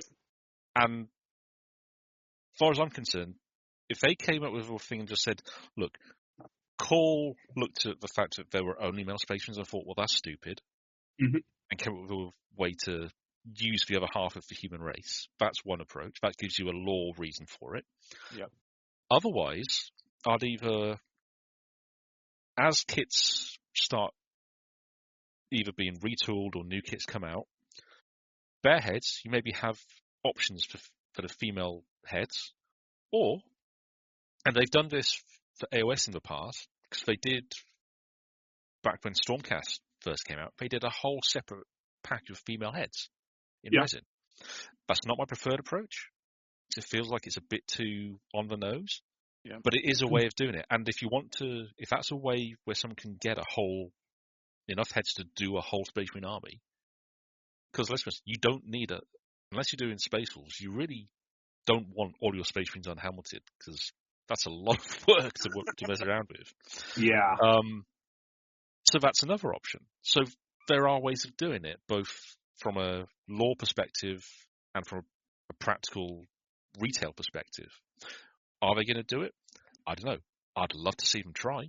Yep. So I'd rather they took a try at it. And here's the thing. I also understand why there are I've seen some folks who have made, and some of this is women as well, so it's not just men making this. I've seen some women make the same argument, that they're not too keen on having female Space Marines, or it's not something that they necessarily see as being essential. Yep. But I think it's something that the setting does need, just from an optics perspective. Yes. And the thing is, I've seen some folks on Twitter and Facebook and Instagram and all that who've made some bloody brilliant female Space Marine chapters. Individuals and as a full force. And at the end of the day, no one can tell you how to paint your little spacemen, how to model them. It's entirely up to you. Yep. And if you put them down and say, this is my chapter, they're the daughters of Dawn, Russ's Valkyries, they're the gladiatrixes of Ultramar, whatever. If your opponent gets all hissy with you about you doing that, you don't want to buy them. That's one thing. And also, that is their problem, not yours. Yeah. Because you have the right, unless you are daubing your miniatures in blatantly, just picking this out of the air, say Nazi imagery, and being with no hint of irony to what you're doing, then you can play whatever you want on the table. Yep. If your opponent decides that they're going to be a dick about it and berate you because of that aspect, I mean, if you've bought a cheesy net list, that's another argument entirely. Yeah. They can remute till the cows come home. But if it's just a case of they're having a go because of how you've chosen to paint, model, and the whole point, and again, this is part of the setting that you build your own chapters, your own heroes with your own lore. Yep. It's the whole point of the 2 Lost Primarchs, for God's sake. Then you're within rights to do that. I do think in some respects Games Workshop is a little bit to blame for the view of limiting what you can and can't build, in the sense that while I get it's for balance reasons, the general consensus I saw when they started amalgamating all weapon types into one weapon was it would stop people converting stuff. It's not really, but there's an attitude out there that it has. Well, and it's the same with general conversions, where if an army doesn't necessarily exist, people aren't necessarily doing it. There's still a small subset that are, but I think the majority don't. And because the majority don't, the majority voice wins, in a way. I mean, I found it quite freeing, because, I mean, I remember when you did have bespoke profiles for power swords, power axes, power mauls, power hammers, thunder hammers, lightning claws, all that jazz. And sometimes they could be really detrimental. Like back in third, they compressed all the weapon profiles down a lot. So you just had power weapons. You did not have power axes or anything like that. Then they brought them back in subsequent editions, and they tacked on all these extra rules to them. Whereas now, because they're baking the weapons into the unit profile, so the weapon stats are there, not in a separate entry, it means that they can be a lot more interesting to my eye. And I love it, because it means that I can have I come from a day where I had armies that were entirely WYSIWYG. I've done that over whole editions, even when it wasn't a requirement. Yeah, my Necromunda gang was constantly being hacked apart in the middle of games. Yeah, my old Orlok gang, I chopped up metal assassins and metal necrons to make my youngbloods when they evolved into proper gangers. Imagine how nuts I was to do that. Yeah. So,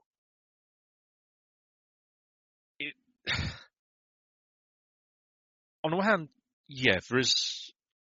I get that making profiles, combining them to some people, it does mean that you're not going to take it. But otherwise, I think it's kind of free in a way, because you can look at a weapon, a unit, and go, well, what have they got?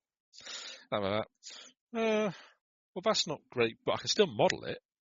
I just say, well, they're not all armed with. They don't have combi weapons in there. That's just for special issue bolters. Yeah. And then if they do change combi weapons, which they no doubt will at some point, because I'm sure they had a bit of flack about how rubbish they are, then you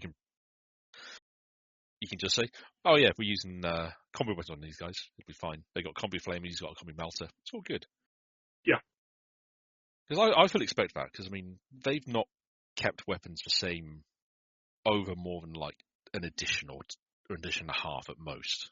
They're always changing stuff like that. So I have no problem with that. I think that if people think it's citing their creativity, they've not looked hard enough.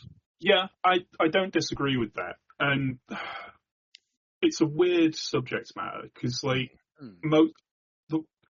when you actually look at what people are posting online, the vast majority are posting one-to-one replicas of what's in the box, whether it's in terms of how it's assembled, whether it's in terms of how it's painted. And I think the community's taken Games Workshop's approach to things as being the de facto standard. The heavy metal painting style is a painting style that a large part of the community aspire to. I remember when I was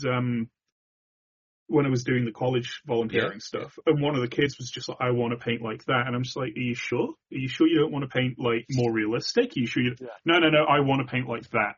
okay, personally, I'm not a fan of it. I get why you might be, but it's designed to sell the product. It's designed to show you where all the lines are. There's a reason they paint this way, and it's not to make it look good. It's to make it look like what it is. Yeah. And the same is true of miniature assembly, right? Like, you get a set of instructions, you follow a set of instructions. Then you've got idiots who hack stuff up like ourselves and just we just smash stuff together and see what works. Usually while huffing copious amounts of plastic cement and driving me insanity. You've got idiots that then you've got the 3D printer crowd that do their own thing or try to do one-to-one copies because they don't want to give Games Workshop money, but they want the models, which, I'm not even going into that conversation. So there's always going to be a core and I think majority element that just stick to things as they are.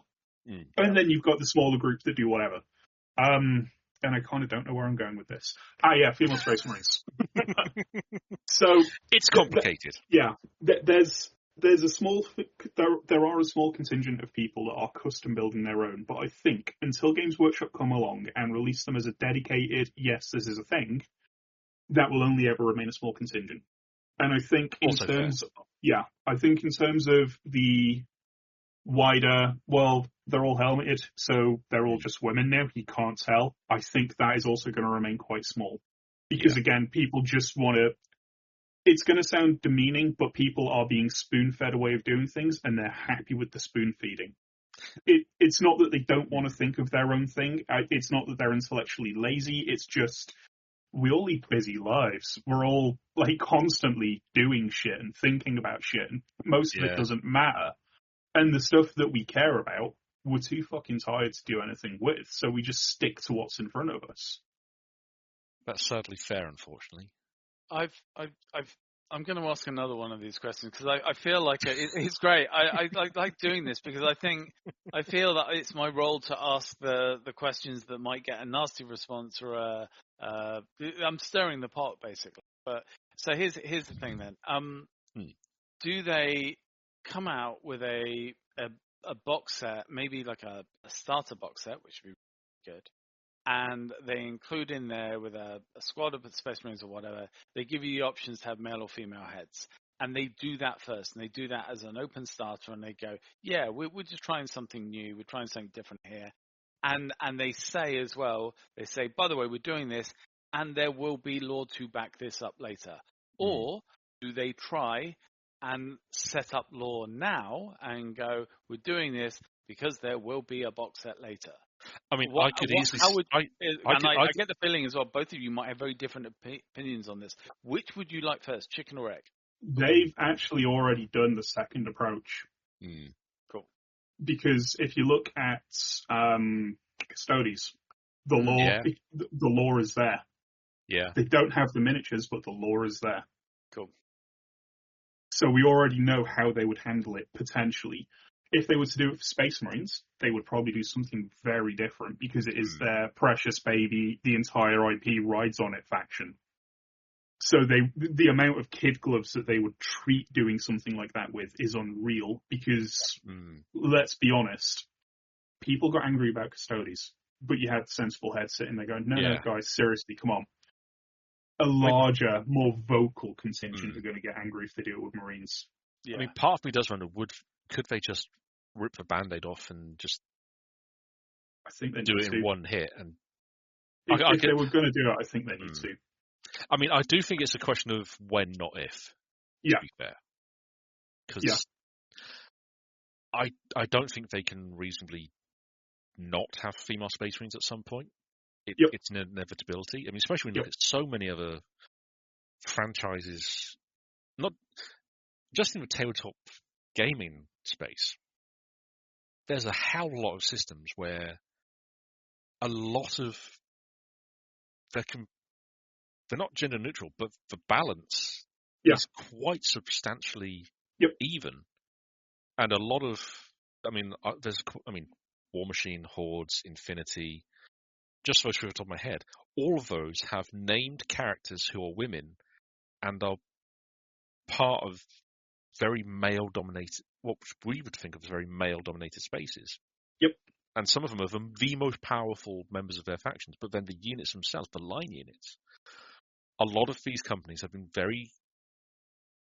I can't say it was intentional, but they very clearly made a point of trying to make sure that there is a balance. It might not be a 1-to-1 balance, but there is certainly more female miniatures in some of these factions than they used to be. And in some cases, those companies have also shifted the visual language. So whereas they could be very, sometimes uncomfortably cheeseball, not to the extent of something like a Kingdom Death, which has its own very particular aesthetic that I'm not ragging on in any way because they've leaned into it.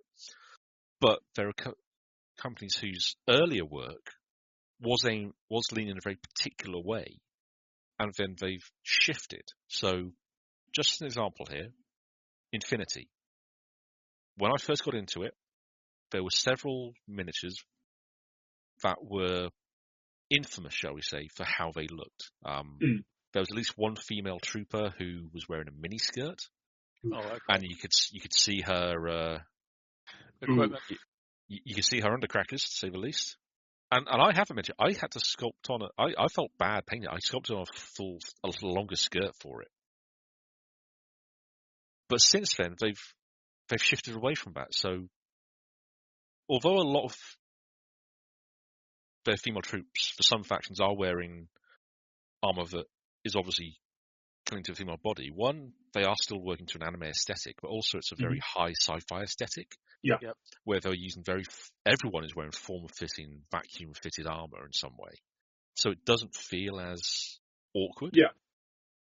But then they also have models that are very heavily armored, and you can barely tell the difference sometimes. So, to give this a slightly different tack, they're already kind of doing some of this, as far as Space Marines are concerned.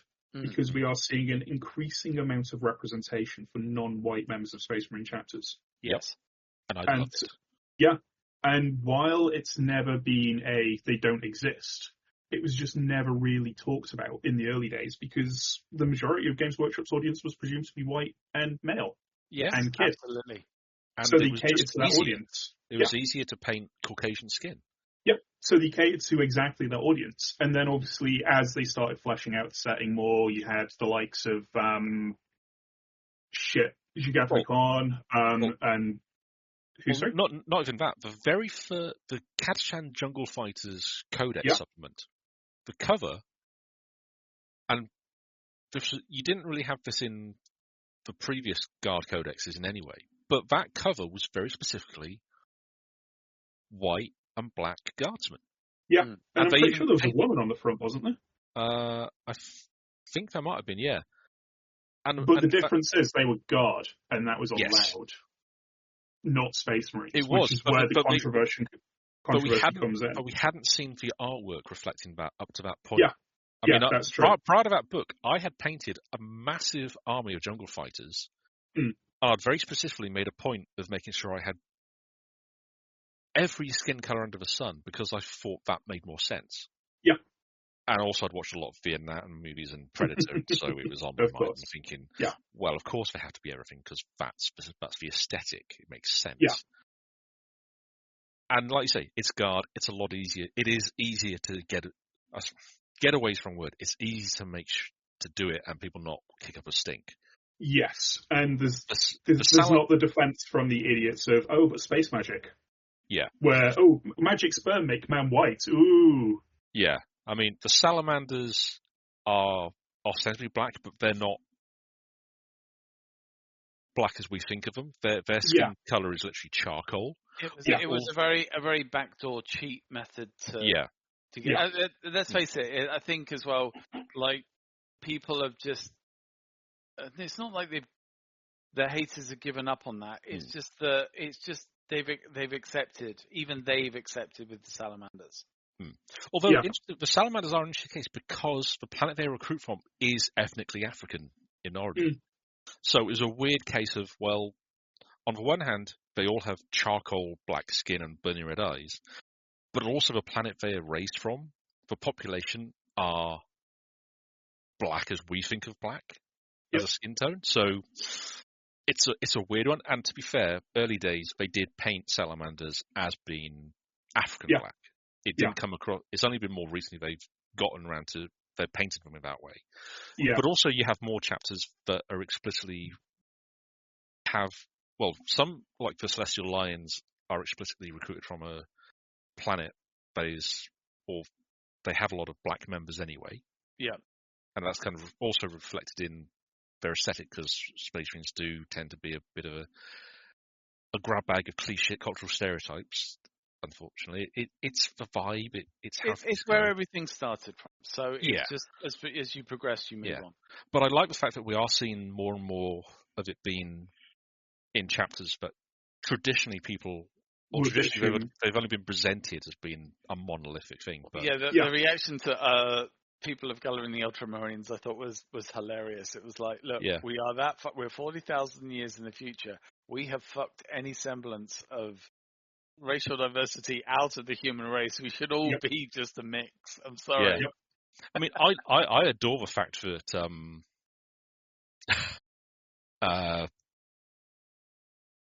about a decade ago they introduced black space wolves.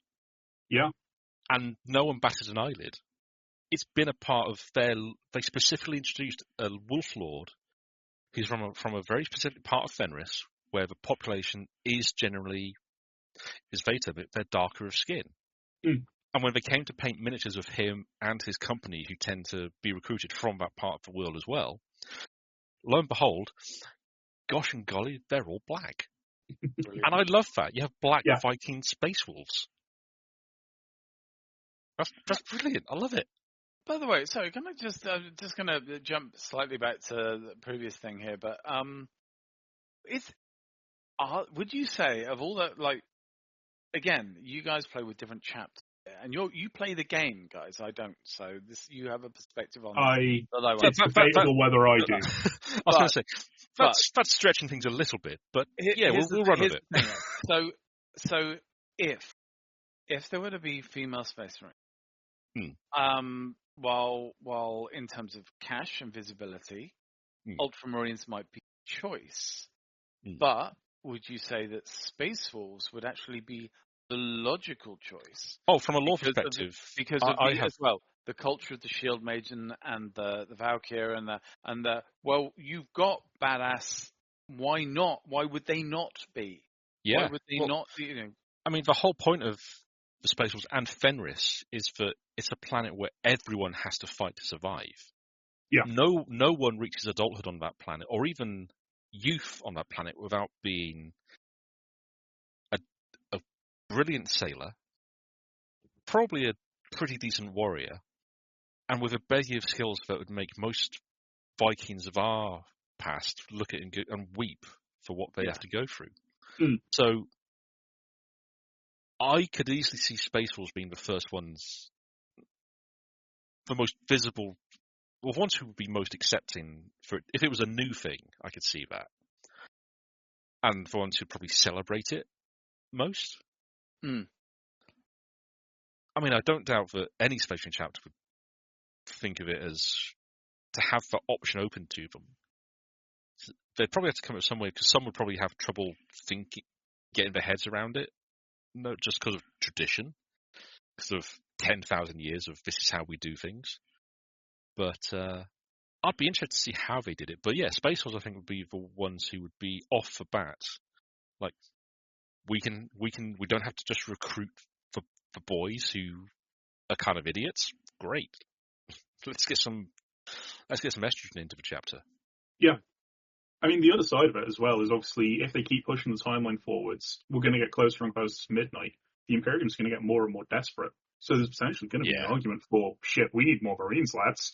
We only have so many candidates. Should we just expand the recruitment pool? Yeah, fuck it. Why not? What's the worst that can happen? Yeah. Let's give it a go. Yeah. Cole, you can do some, like, sciencey, magicy, spacey tech stuff, right? You can? Awesome. We'll give you a couple of 100 years. Get cracking. Yeah, I could easily see if it's not something they got on the backbone already, they'd probably be saying, right, can we get Gilliman to ask Cole to do this, and how quickly would he take to do it? Yeah. To which the obvious answer would be that Guy Helios goes, well, it's funny you say that. I had this idea. He had a bit of time in the 35th millennium. He got bored. As you do. Here's his notes. Yeah. Yeah, I can see it. It's like, and to think that they're not thinking about these things now, or at least having conversations about them internally. I mean, yes, GW make a lot of missteps. Yes, I think they have internal issues. Like, the bean counters don't know what hobbyists like. We've seen huge missteps around that when they've not produced enough stock of something. And yes, sometimes they forget their own setting a little bit, but I'd also argue that that's kind of the nature of the setting and almost on purpose.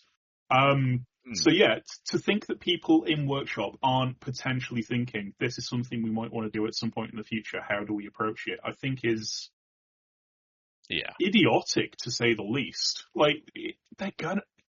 If the community are having this conversation, the staff are having this conversation, and they've probably been having it a damn sight longer than we are. Yeah. Okay, then. I'd not be surprised if they might have some minis on the shelf at the team of Kit Bashed, at least. Absolutely. And there's probably some, like... Just waiting in the wings. Yeah, there's probably some, like, ending variations to stories or something, or variants of stories that they've got and published where they were written with the intention of having women in it, or whatever. I mean, for some weird reason in the back of my head, all I can think is they're just going to reveal it one day by the last line of a book that they release about a Space Marine chapter. And it's all men all the way through. And then the very last line is something like, "As you command, sister." Yeah. And then mic drop. And the community goes absolutely apeshit because that's what we do. And we all argue and destroy each other because that's what we do. Yeah. Okay, I've got, this is the final one of my digging questions. Sorry, guys. But I look, I'm the perfect person to say this because I know I hold less of the law sacred than I think anyone else I know, because I know less of it than anyone else. I would argue that anybody that holds the law sacred needs a slap, because it's not a religion. It's just a bunch of made-up stories to sell plastic toys. Yeah. So here's the thing. GW have two ways that they could maybe do this. One is to roll them out as regular, like they are literally, apart from a chromosome and some cool shit, they are literally another model in the pack. They are another Marine. They are another. They just happen to be a she instead of a he. That is it. Mm-hmm. Boom. Ironically, as well, they have the option with that as well to say, remember, GW fans, Space Marines mostly aren't men anymore because they're kind of demigods. And you've never seen any of them with sexual urges. So maybe it's the same with the women, though obviously that could be viewed in a, again, political rah-rah-rah. The other way is and this is kind of what I was getting at with the sisters thing way back when, is that, and I always thought this was a genius on GW's part, is they didn't go, here is this timid force of women. These are utterly badass. They are very much from the Ripley school as well of, you've actually made female characters that appeal to a lot of guys to play as because they're badass. People love the way that they are so hardcore. So if you have them introduced as, say, female Space Marines for the Space Wolves, do you make them just Marines, or do you try and make them like a squad of Space Marine Valkyries? You know, make them something like potent and powerful, or does that miss the point? You know, I would rather they just be Space Marines. Normal. I think if you were to make them a unit in their own right, that would do them a disservice. Yeah. Okay. I mean, it's one thing if you have a squad of female Space Marines and you're calling them that they've taken the squad name as Valkyries. Yeah. That's a different thing to their unit type being Valkyries and they are only female Space Marines. Yeah. I could see an argument for a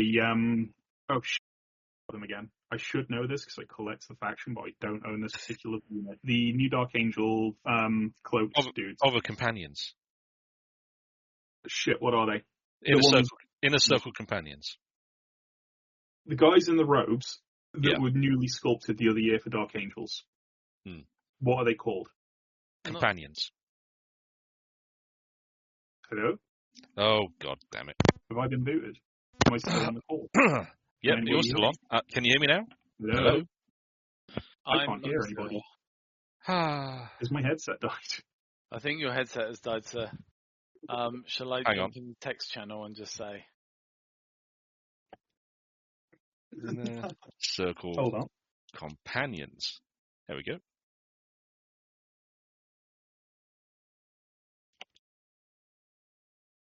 The rest of this recording will be a little bit non-standard. No. I am but back. But I get Darren's I point. can hear The again. initial companions are basically... Companions, thank you. Yeah. Yeah, I could see it being a equivalent to the companions for the Dark Angels, where they're a special unit type, but they are basically equivalent to every other major chapter's special unit type bodyguard faction. And they're basically the Spaceball Blade Guards. Yep. Yeah. Yeah, I could... That makes sense as well. I could see that. I do just think that making it specific is a bit limiting in its own right. Yeah.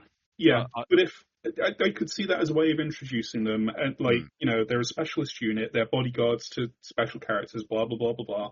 It'll upset the usual crybaby whiners. It's like, it's making them Mary Sue's. Cool. They also exist as standard troops, though. Yeah. That's I think point. I think you both said as well, like during this chat, you both said at some point they're going to have to do it. So it's a case of they do it quickly and just go, here it is, boom, or if they take their time. And the weird thing is, of course, that everything people are tying in. I mean, people are tying in Amazon to all of this stuff, which I think is incredibly frustrating for anyone who knows anything about business. Like, and also just the idea that, do you really think that people at the top of GW are that micro concerned about agenda in a $3 billion pound business, when the same people complaining are also promoting their stuff and buying other models? So I am going to take the argument that I always take on this, where anybody complains about any business that seems to do anything that's woke or whatever, and go woke, go broke. Every single company's doing this. Companies exist purely to make money. Yes, if they thought they were going to go broke, they wouldn't do it. You melons. Yeah. I mean, Disney made $1 billion last year off Star Wars merch. And on that note, I am going to the pub. So, literally, the person I'm going with has just showed up. Okay. Fair shout. Well, we better perhaps bring this to a close, because we're 10 minutes out from the monthly watch-along. So this has gone great guns. Cheers, guys. I'm glad that you put up with my inane questions, and I really enjoyed hearing the responses as well. No worries. No such thing as inane, just inquisitive.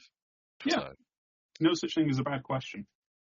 We should probably look at changing your name to Inquisitor A Datum. Trust me, there's worse to come. And very, very quickly as well, we'll talk tech stuff another time. Yes. Cool. Yes. Anyway, so this has been our Warhammer Reveal stream watch with a massive bolt-on of political discussion. Absolutely. It wouldn't be a Fluff and Hammer show if things didn't go off the rails in some way. So, that being said, Adam, Darren, thank you very much for joining me this evening. This has been brilliant, as ever. I've been David, and you all stay good. Have a good one. Bye-bye. Bye.